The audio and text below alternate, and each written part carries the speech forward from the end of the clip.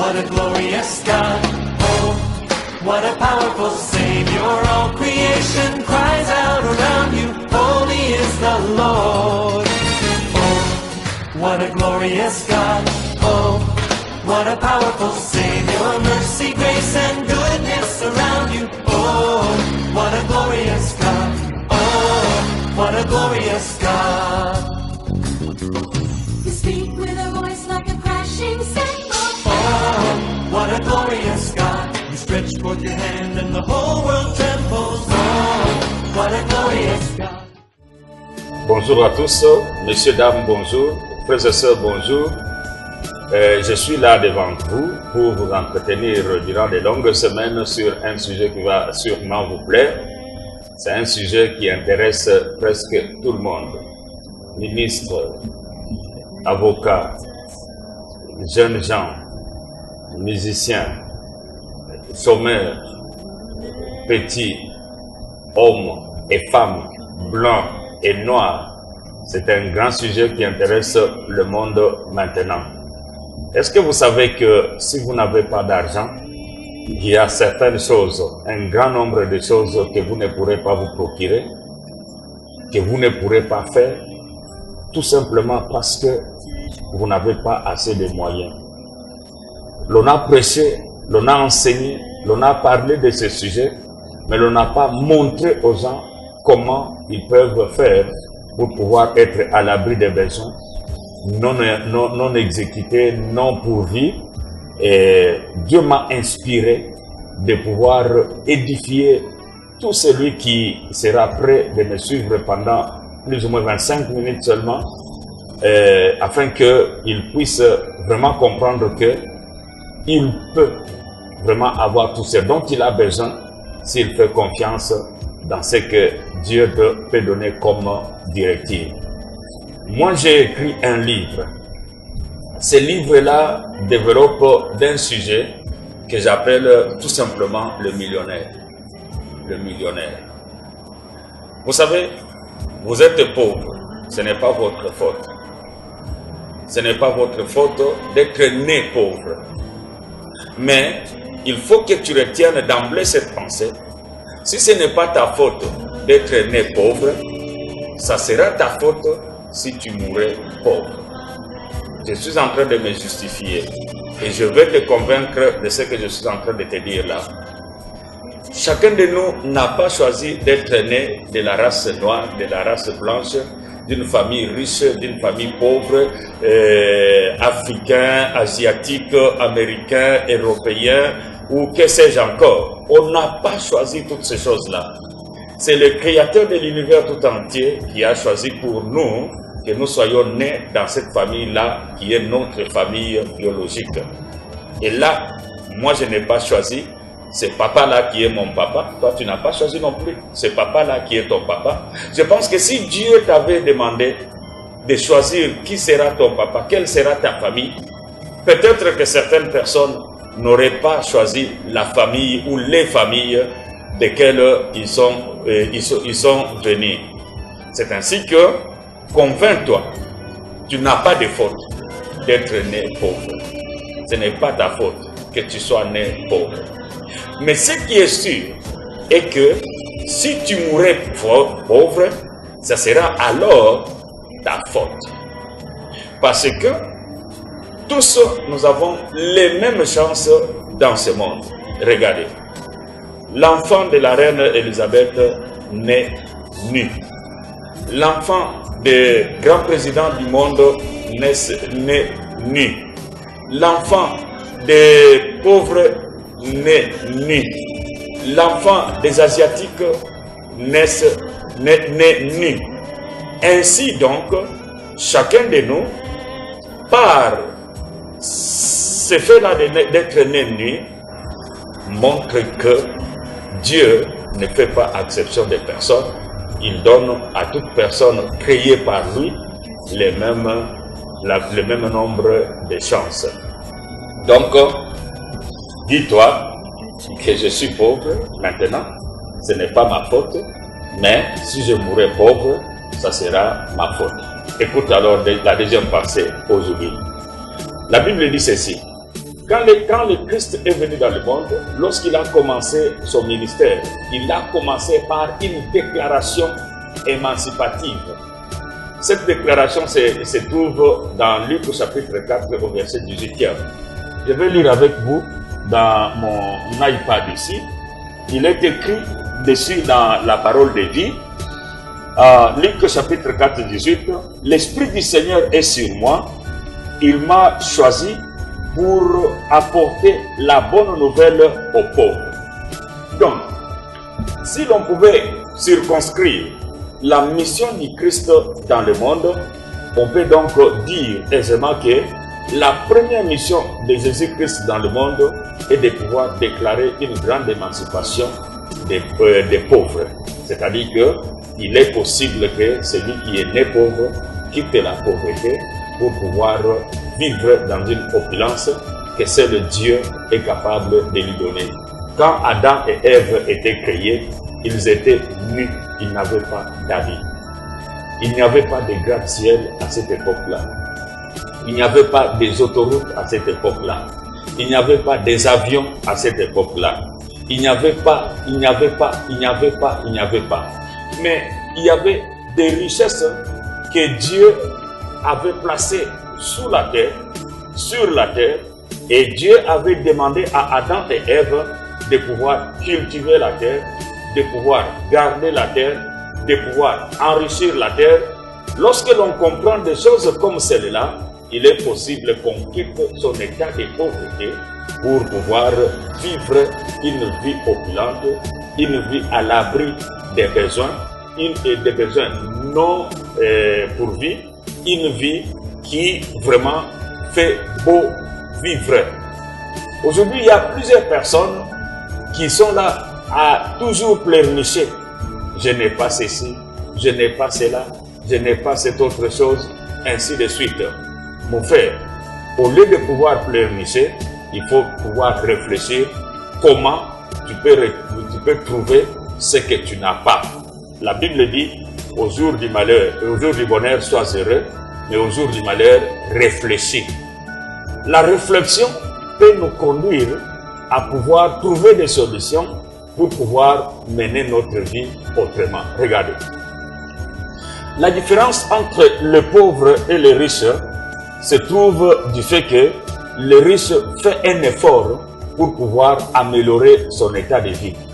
Tandis que le pauvre, lui, ne fait pas d'effort, mais il compte sur quelqu'un d'autre pour que cette personne-là puisse l'aider à devenir ou l'aider à pouvoir pourvoir à ses besoins. Lorsque tu vis cette sorte de vie, sache bien que tu ne seras qu'un esclave, tu ne seras que dépendant de toute autre personne. Et moi, je ne veux pas que tu puisses être dépendant. Je répète la pensée de Jésus et que il est venu pour proclamer la plus grande émancipation de génération en génération. L'Esprit du Seigneur est sur moi, donc il m'a oint pour annoncer la bonne nouvelle aux pauvres. Alors, on a prêché sur ce sujet. De quelle manière alors? Donnez et Dieu vous donnera. Donnez et Dieu vous donnera. Donnez et Dieu vous donnera. Et les gens ont donné, mais ils ne savent pas comment produire ce qu'ils vont devoir donner. C'est ainsi que d'autres sont devenus des incrédules. On a commencé à critiquer le message chrétien, alors que Christ a dit de lui-même, je suis le chemin, la vérité et la vie. Le message chrétien, c'est un message qui émancipe la personne. Le plein évangile n'enseigne pas que de donner. Donner doit venir en dernière position. Lorsque l'on a produit des richesses, c'est alors que l'on va devoir donner. Frères bien-aimés dans le Seigneur, avant de pouvoir chercher à être quelque chose, ou alors laissez-moi dire en d'autres termes, lorsque quelqu'un ne croit pas qu'il est malade, lorsque quelqu'un n'accepte pas sa maladie, il est difficile qu'il aille chercher un médecin. Il y a certaines personnes qui pensent être quelque chose, mais qui ne le sont pas réellement. Donc, guérir quelque chose, il faut d'abord faire le diagnostic trouver le problème et puis alors donner maintenant la solution ou la thérapeutique qui va devoir soigner la maladie. Donc, aucun malade ne peut être guéri s'il ne va pas trouver des médecins. Avant d'aller trouver les médecins, le malade doit d'abord s'identifier à sa maladie. C'est-à-dire que croire que je suis malade parce qu'il est en train de sentir les symptômes de la maladie, il croit qu'il est malade, alors il va devoir maintenant chercher là où se trouvent les médecins pour pouvoir trouver la guérison. C'est ainsi que je veux nous conduire dans ce que j'appelle la définition sur la pauvreté, afin que nous soyons d'accord sur un fait et que nous puissions rechercher des solutions de nos vies. Est pauvre, selon les penseurs, celui qui est pauvre, c'est la pauvreté et le manque d'argent, le manque de ressources. C'est-à-dire que la personne qui est pauvre manque l'argent, il manque les ressources nécessaires pour pouvoir pourvoir à ses besoins. La deuxième définition, la pauvreté, c'est le manque de biens. Donc, vous pouvez vous retrouver où vous êtes, je ne sais pas quels sont les biens que vous avez, et vous pouvez en avoir quand même parce que quelqu'un peut avoir même une chemise, un stylo comme je l'en ai comme ça, ou une paire de chaussures, mais ce n'est pas suffisant, cela ne va pas résoudre tous les problèmes. Donc, manque de biens. L'autre définition, c'est celui qui a peu d'argent. Tu peux avoir un $10, un $20, quelques livres sterling ou euros, mais qui ne sont pas suffisants pour pouvoir à tes besoins. Donc, on t'identifie à la pauvreté. En bref, un pauvre, c'est un misérable. C'est un misérable. Supposons, réfléchissons un peu. Si aujourd'hui tu as un problème qui te demande par exemple de pouvoir dépenser 20 000 euros, 10 000 $, 20 000 $ ou ainsi de suite, est-ce que tu pourras dépenser cela facilement? Ça ne sera pas possible pour toi de pouvoir dépenser aussi facilement de l'argent comme ça. Et là encore c'est bien. Mais il y en a qui vivent avec leur revenu journalier de moins d'$1 par jour. Il y a des familles qui vivent, j'ai un ami qui m'a dit qu'il est parti voir son père dans un quartier de Kinshasa et il a trouvé qu'on envoyait le panier au marché, on envoyait quelqu'un au marché pour aller acheter les repas pour la restauration journalière. Et l'argent qu'on envoyait pour une famille d'à peu près 6 personnes, c'était 2000 francs. 2000 francs à cette époque-là, c'était $2. Dites-moi mes frères bien-aimés dans le Seigneur, avec $2, une famille de 6 personnes, comment ces gens-là peuvent-ils manger? Même s'ils mangent, qu'est-ce qu'ils ont mangé? Et ce qu'ils ont mangé là ne suffira pas pour leur donner les ressources nécessaires à leur corps pour pouvoir combattre et les microbes, ainsi de suite. Et ces gens-là seront donc, ils ne seront pas à l'abri des maladies, des problèmes, ainsi de suite. Et il y en a d'autres qui font des distances et des distances à pied. Ils se fatiguent, s'époumonnent, alors que sous d'autres cieux, le transport n'est rien. Alors, donc, si tu vis avec moins d'$1, moins de $2 par jour, mon frère, c'est que tu es dans la catégorie qu'on peut appeler tu es pauvre. La pauvreté, elle est mauvaise. Elle est mauvaise. Parce que la Bible dit, le pauvre ne parle qu'en suppliant. Lorsque l'on est pauvre, l'on n'a rien à dire dans une réunion familiale. Regardez par exemple les pays pauvres. Qu'est-ce que ces pays pauvres ont à dire dans les concerts des nations? Ils n'ont rien à dire. Nous avons les 5 membres permanents des conseils de sécurité. Ce sont des pays riches. C'est à cause de leur richesse, à cause de leur puissance, qu'ils peuvent siéger, qu'ils peuvent avoir le droit de veto.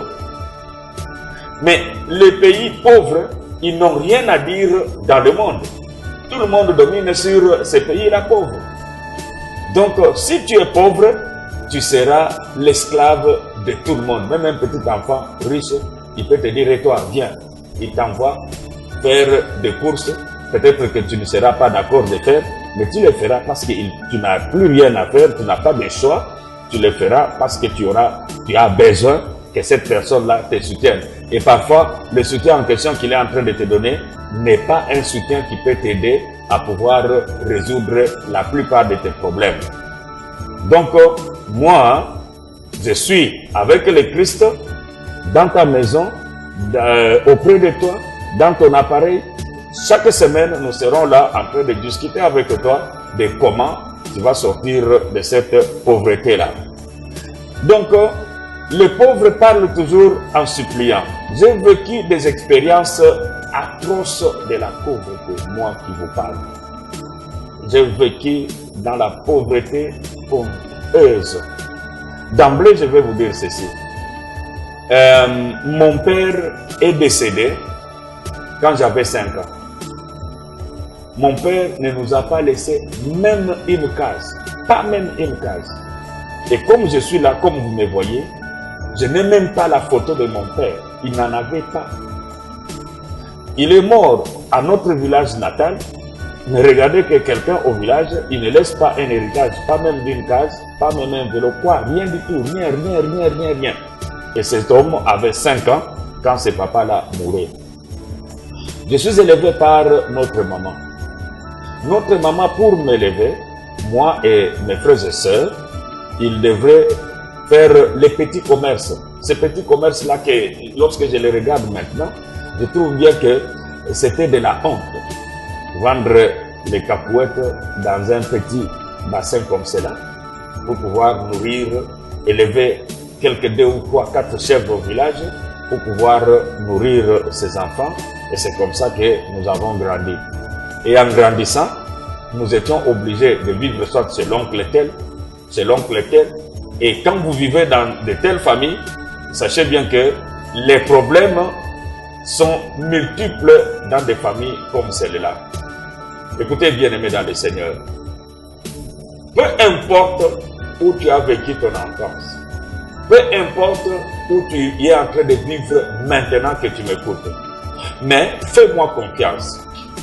Dieu m'a fait vivre des expériences pour que je partage avec les gens et que je puisse leur donner les portes de sortie pour qu'ils puissent sortir de leurs problèmes comme moi je suis sorti des miens. Regarde, tu risques de mourir dans la pauvreté et ne pas laisser d'héritage pour tes enfants comme ce fut le cas de mon père. Non, frère, toi qui m'écoutes, ça sera ta faute si tu ne laissais pas d'héritage à tes enfants comme mon père l'a fait pour nous. Mon père ne nous a rien laissé, mais il n'avait suivi aucun message qui émancipe comme celui que je veux t'apporter aujourd'hui. Il est excusable. Mais toi, tu ne seras pas excusable parce que moi, j'ai été oint par Dieu pour pouvoir t'équiper afin que tu puisses sortir de la pauvreté. Sois calme. Je ne vais pas te prêcher, je ne vais pas t'enseigner de comment tu peux sortir de la pauvreté, comme tu as déjà entendu depuis que tu es né, ou bien depuis que tu fréquentes le milieu religieux. Parce que les gens sont devenus réticents, pensant bien que lorsque l'on parle du message de l'enrichissement, du message de la prospérité, on va devoir leur demander de l'argent, ainsi de suite. Mais je te dis ceci, l'argent qu'on demande ou qu'on doit demander, ça sera le dernier ressort. Moi, je vais te donner des astuces, je vais te donner des pensées, de l'inspiration de comment Dieu peut enrichir quelqu'un. Donc, nous constatons bien que tu manques de ressources, nous constatons bien que tu manques de biens, nous constatons bien que il y a des besoins que tu ne peux pas, auxquels tu ne peux pas donner solution. Alors, tu es dans cette catégorie-là de la personne qu'on peut appeler qu'elle est pauvre. Je vais devoir m'arrêter à ce niveau-là. Je vais devoir m'arrêter à ce niveau-là pour te dire ceci. Ce n'est pas ta faute d'être né pauvre, mais ce sera ta faute si tu mourrais pauvre. Et Jésus-Christ, qui m'a envoyé t'instruire, est venu pour annoncer la bonne nouvelle aux pauvres. La bonne nouvelle, c'est laquelle? Il est possible que tu quittes ton état de la pauvreté pour pouvoir vivre une vie à l'abri des besoins non pourvus. C'est ainsi que je te fixe rendez-vous pour la semaine prochaine à l'internet, sur YouTube, et tu vas me suivre, chemine avec moi, et si jamais tu ne quittes pas ton état de pauvreté, dis-toi que Dieu n'est pas réel, mais Dieu est réel. Que Dieu te bénisse.